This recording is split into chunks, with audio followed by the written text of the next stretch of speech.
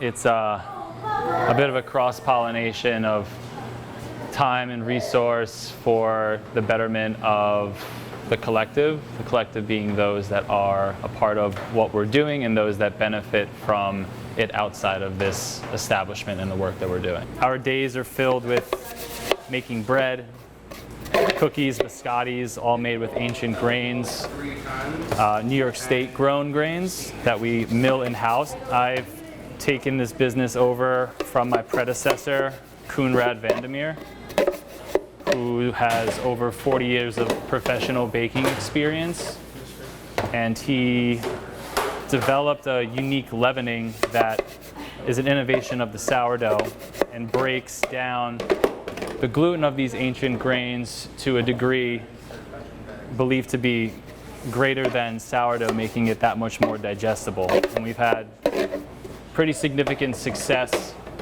with those that are celiac and gluten intolerant, being able to have our product and have zero negative side effects. All people that I've spoken to about our product who've tasted it can really feel the difference. And I think that's proof, that's evidence of something that's really unique and great.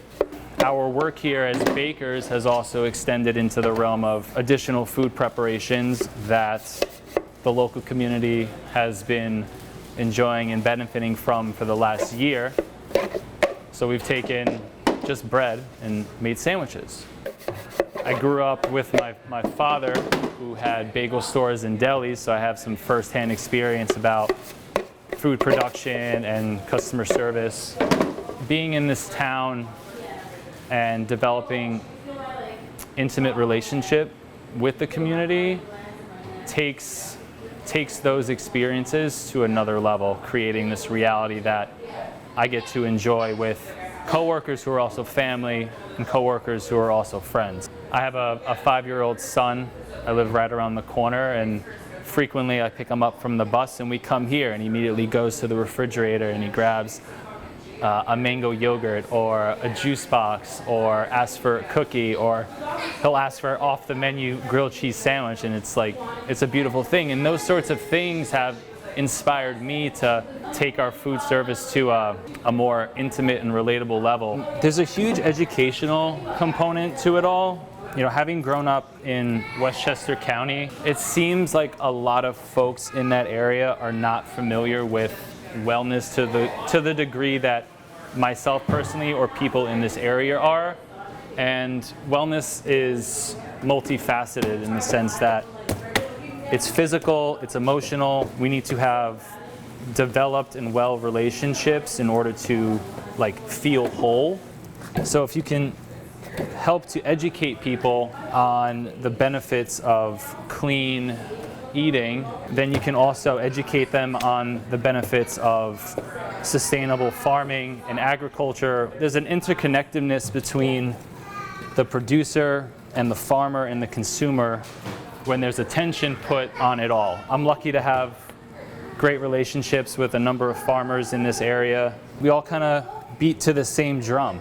We show up, we either plant, harvest, mix our product, mix our dough, and do our best to share it to the wider audience. My initial experience here at the Fields started with a desire to make and sell bagels. And then I stumbled upon the bakery, Light Force, which I now co-own, and fell in love with the process. And with my experience as a chef, I helped to develop a line of value-added product. Being inspired by the bakery, being inspired by the farm, that naturally created the magic sauce. And that sauce has been able to be spread to various aspects of my professional and personal life.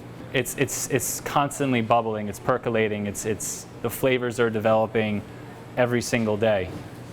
And I think if we as a cooperative can pay attention to the small successes and how they organically develop and communicate our experiences of this organic development, then we can all run simultaneously together towards our goals. Our impact on the community involves offering fresh bread, cookies, biscottis, and scones weekly to those that live in town and those that are passing by. The team that works with me has an incredible personality and sense of like optimism and love that becomes contagious. You know, if someone's having a rough day, all we have to do is look at one another and like there's a hug shared, and then the music starts going, and then we start to like snack on things, and then our friend walks in through the door.